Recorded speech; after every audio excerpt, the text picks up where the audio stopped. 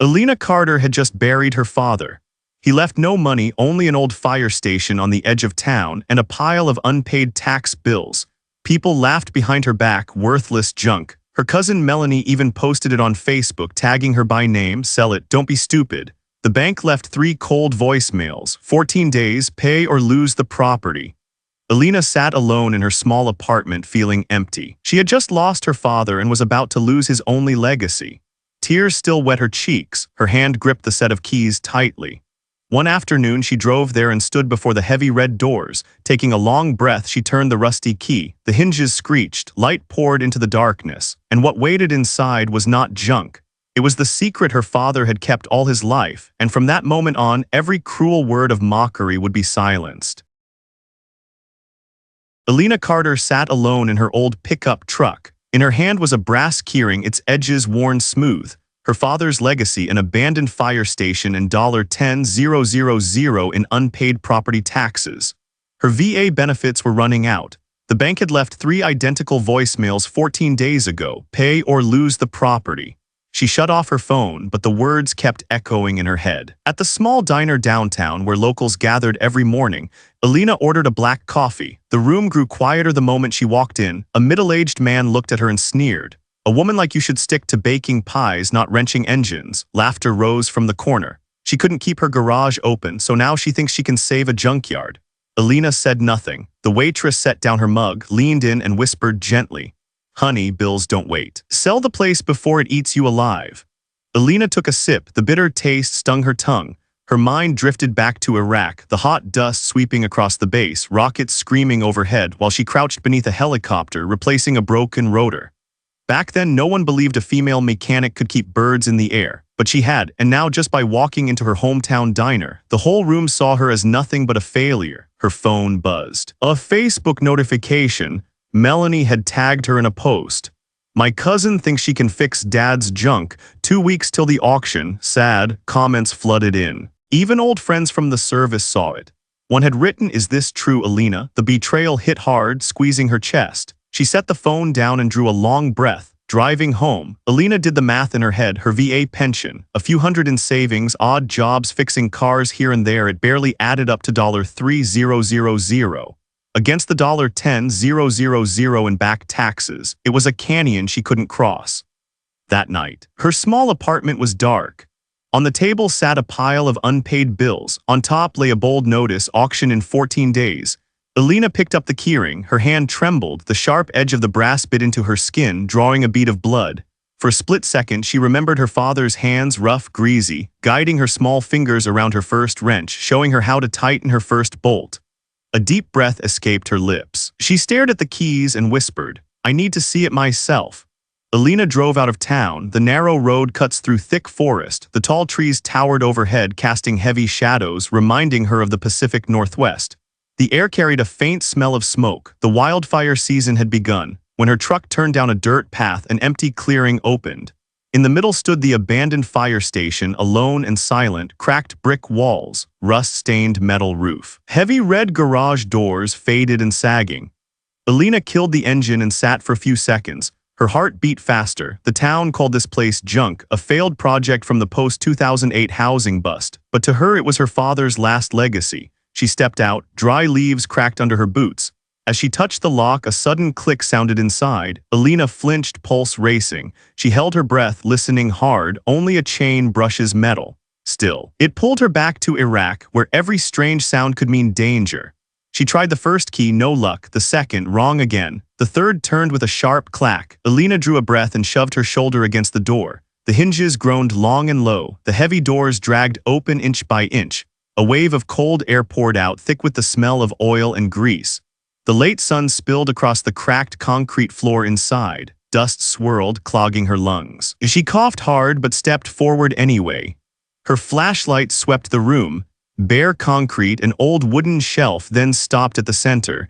A massive shape loomed under a gray tarp. Long frame, 4 huge wheels. Elena's heart pounded. She walked closer.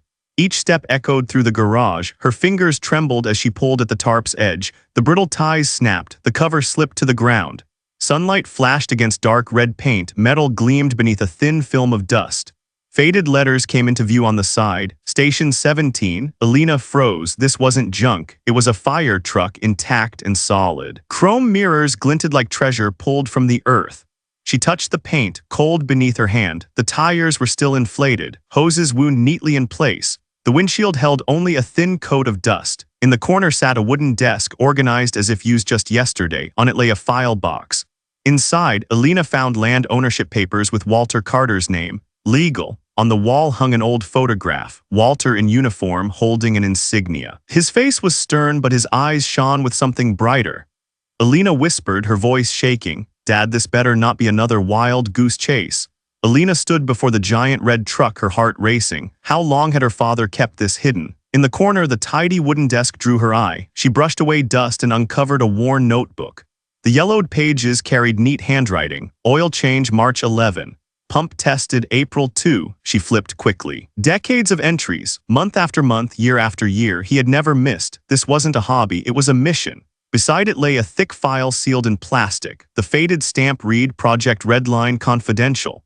Elena held her breath and opened it. Technical diagrams spilled out. This was more than a fire truck. Compartments had been modified to carry medical gear, solar-powered generators, portable water filters, and emergency radios. Notes scribbled in the margins read, "Use in disaster zones, quick deploy, civilian safe." The next page held an old photo. Walter Carter, much younger, dressed in uniform, standing proudly in front of a line of Redline trucks.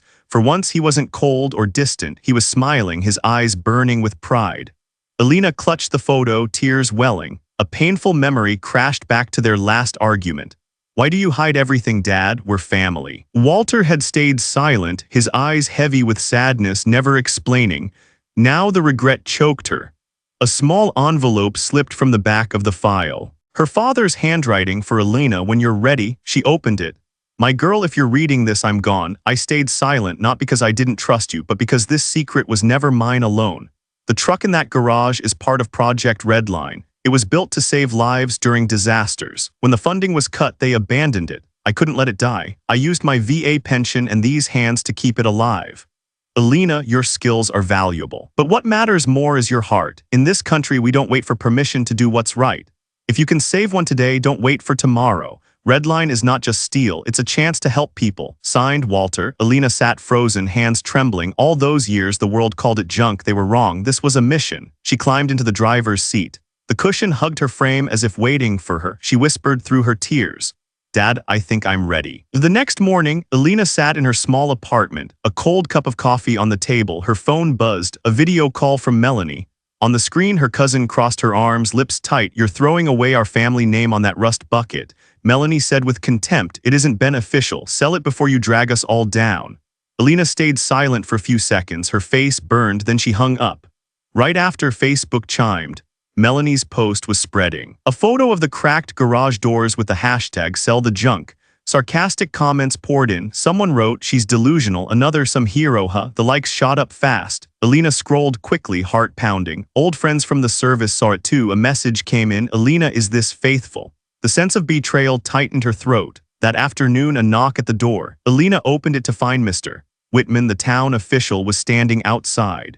Gray suit, thick file in hand. He placed papers on the table, notice of auction, 14 days, taxes overdue. His voice was flat, mechanical. "I just need more time," Elena tried to say. Whitman shook his head. "Time's the one thing you don't have. The town council wants to sell that land to a developer. The chain store is coming in, it is clean and profitable." Elena gripped the table edge. "That station is mine, it was my father's." Whitman shrugged. "Not for long." He left. Silence hanging heavy behind him. The bright red paper on the table felt like an open wound. Elena opened her laptop and pulled up GoFundMe. The thought flickered, fundraising, but her hands froze. The idea of the whole town mocking her, social media laughing, old friends sneering, it slammed into her. She shut the laptop, couldn't do it. That night the wind howled. Elena went back to the garage. The doors screeched. She stepped inside, flashlight sweeping across the silent red truck. She pressed her hand against the cold paint. Wind slipped through the cracks, scattering papers across the floor. Elena bent down, hands trembling as she gathered them. In the rush of air, she almost heard her father's voice. "If you can save one today, don't wait for tomorrow." She closed her eyes, drew a sharp breath, and whispered, "I have to wake it up."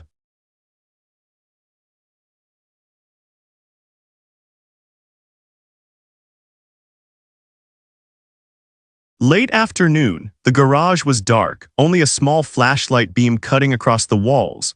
Elena sat on the concrete floor back against the truck's wheel. On the table, the red auction 14 days notice lay glaring like a wound that wouldn't close. An engine's hum outside broke the silence. A beat-up Honda pulled in, the door slammed. Jack, her 17-year-old nephew, climbed out. Gray hoodie, messy hair, hands stuffed in his pockets. "Aunt Elena," he called. Voice awkward, Melanie posted about the garage, everyone's sharing it. I just wanted to see for myself. Elena frowned. This isn't a game, Jack. Jack stepped inside, phone flashlight sweeping over the massive truck. His eyes went wide. Holy crap, that's a fire truck. Elena nodded, her voice rough. Station 17. Grandpa kept it. Jack circled it, hand brushing the red paint. It looks alive. Does it run? Elena bit her lip. She hadn't dared to try. The fear loomed. What if it fails like everything else? Jack pulled out his phone and hooked up an OBD scanner under the dash. No major errors. Grandpa must have kept it in shape. His voice was excited. Elena looked at the wires, the oil, and the battery. Everything was clean. She climbed into the driver's seat, hand on the key. Her pulse raced. Jack stood beside her waiting. She turned it once. The engine coughed, then silence. A second time, a long whine. Elena swallowed hard, palms sweating. A third time, the engine roared to life. The garage shook, headlights blazed, cutting through the dust. The siren wailed, sharp and fierce. Elena gasped, chest heaving. Her heart pounded, eyes brimming with tears. Jack jumped, shouting, "Old Red's alive, it's alive." Elena laughed through her tears, pressing her forehead to the wheel. "Thank you, Dad." The engine's deep hum filled the room like the heartbeat of the garage itself. Jack climbed into the passenger seat. "Grandpa used to tell me Redline joined rescue drills. I thought he made it up. But this is real." Elena eased the truck forward, circling the lot. Wind rushed through the cracked windows, dust rising behind. For the first time since her shop closed, freedom washed over her. Jack grinned widely. "This is like those FEMA trucks on TV." Elena tightened her grip on the wheel. Inside her chest, a fire lit. Old Red wasn't junk. It was a chance. Suddenly, the old radio crackled to life. A strained voice came through. "Wildfire spreading on the West Ridge. Cal Fire crews are overwhelmed, residents trapped." Elena and Jack locked eyes. The radio crackled, a male voice urgent. "Wildfire is spreading fast on the West Ridge. Cal Fire crews are overwhelmed, families trapped, roads blocked." Elena froze in the garage. Jack shut off the radio, his face pale. Outside, the sky had turned gray-orange, the wind thick with the sharp smell of smoke. "Aunt Elena, we can go," Jack said, his voice trembling but firm. Elena shook her head. "If Old Red breaks down in there, we're dead too." Jack shot back, "Steady, if we don't, they're dead." Her phone buzzed, a text from Melanie. "Sell the place, stop being stupid." Elena shut it off, eyes burning. In her mind, her father's voice echoed, "If you can save one today, don't wait for tomorrow." She turned to Jack. "Listen, if we do this, we do it right. 3 goals. Jack nodded, holding his breath. "First, 10 crates of clean water will be delivered to the Ridge Point camp. Second, get Mr. and Mrs. Harris is out of Hill Road, they can't walk. Third, cut a wet corridor at least 200 yards with the hose so families can run." Jack scribbled fast in his notebook. "Got it." Elena opened the tool cabinet, checking oil, water, and fuel. Jack loaded water, blankets, and medicine into the back. She fired up the GPS and set routes to avoid blocked roads. Then she dialed 911. "This is Elena Carter. I have a functioning fire truck. Heading to West Ridge. Will coordinate." Silence for a few seconds, then the dispatcher's voice. "Copy that. Godspeed." The local radio carried the sheriff's voice. "Roads bad, Elena. Don't be stupid." Elena answered sharply. "We'll be smart, not scared." She climbed into the driver's seat. Jack strapped in beside her. Their hearts pounded. Elena slid the key into the ignition. "Dad, be with us." The key turned. The engine roared. The garage shook. Headlights flared, tearing through the smoky haze. The heavy doors creaked open. Old Red rolled forward, steel wheels crunching gravel. Smoke swirled, hot wind lashing against them. Jack gripped the handle tight. Elena stared ahead at the burning ridge, columns of black smoke rising high. She whispered, "This is what Redline was built for." The truck charged straight into the fire. Thick smoke smothered the road up the ridge. Ash drifted through the air. Red flames swept across the windshield. Elena gripped the wheel, her heart pounding. Jack pulled his hoodie over his mouth. "This is insane." Elena's voice was stern. "It's worse for them." A massive tree crashed across the road. Elena swerved sharply. Old Red tipped, tires skidding on damp soil, then righted itself. Jack clutched the handle, face pale. Ahead, faint figures stumbled through the haze. A group of villagers, clutching children, staggered toward them. They froze when bright headlights cut through the smoke. "It's a fire truck," someone shouted. Elena braked. Both of them jumped out. Jack flung open the back, hauling water, blankets, and medicine crates. Elena handed them out one by one. A little girl collapsed, gasping, eyes wide. Elena recognized the wheeze as an asthma attack. She dug into the med kit and pulled out an inhaler. The child breathed in once, silence, then again her chest rose, then a cry burst out as her breathing eased. Her mother clutched her tight, sobbing, "Thank you, God bless you." Jack dragged the hose out and twisted the valve. A torrent of water blasted forward, soaking the ground and pushing back flames. "We got a path," he yelled. Elena pointed. "Stay low, follow the wet ground." Villagers bent down and hurried along the damp path, escaping the fire's circle. Suddenly snap, the hose ripped free, water spraying wildly. Fire surged near Jack. "It's loose," he shouted, rushing toward it. Heat seared, his face flushed. Elena threw herself in front of him, shielding his body. Jack yanked a zip tie from his pocket and cinched it tight. The hose locked back in place. Water surged again, forcing the flames down. Elena looked at him, her eyes fierce with pride. When the last group made it out, Elena drove Old Red back down, headlights cut through smoke, steel wheels grinding the road. On safe ground, villagers gathered. They stared at the red truck, its lights glowing through the ash. Someone whispered, "It's a ghost truck, a ghost that saved us." The next morning, the local paper screamed in bold letters, "Old Red saved US." The front page showed Elena standing by the truck, smoke behind her, children clutching blankets and water bottles, eyes shining. Police came with questions. Elena handed them Walter's maintenance records and ownership papers. Legal, no one called it junk anymore. Holding the paper, her hands trembling, Elena whispered, "Dad, they finally see." The old fire station was no longer silent a week after the fire. People arrived with paint, lumber, and tools. The sound of hammers and laughter echoed across the yard. Jack raised a new wooden sign, the white letters clear, "Mercer Relief Station." "Aunt Elena," he grinned, "they want to name it after Grandpa." Elena gripped the sign, eyes stinging. Walter Carter had once been called an old fool, but now his name was tied to hope. Each strike of the hammer sounded like a promise. This place was no longer junk. It had been reborn as the heart of the community. Volunteers showed up every day. A retired firefighter taught them how to use the hoses. A single mother brought bags of blankets. A few engineering students came, eager to learn mechanics. Elena welcomed them all. Old Red, now shining, stood in the center of the garage like a symbol. Beside it, Elena placed a small plaque, maintained by Walter Carter, he believed. Late at night, after the crowd left, Elena opened her father's letter again. The final line glowed on the page. "If you can save one today, don't wait for tomorrow." Tears rolled down her face, but they were tears of pride this time. A month later, Mercer Relief Station carried out its first official mission, delivering water and medicine to a storm-struck area. Word spread quickly. The newspaper called it a community miracle.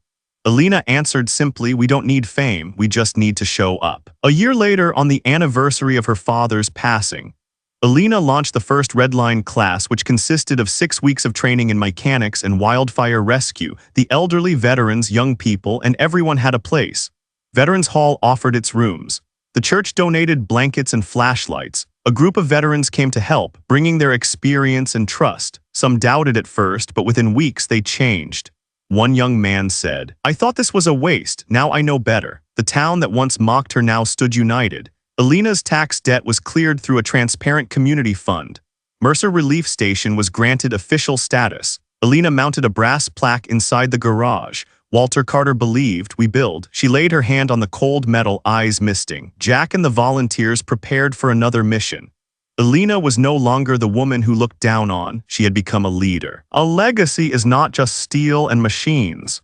A legacy is people standing together, saving one another. Elena lifted her gaze to Old Red, gleaming under the lights. She whispered, "Dad, the mission's alive."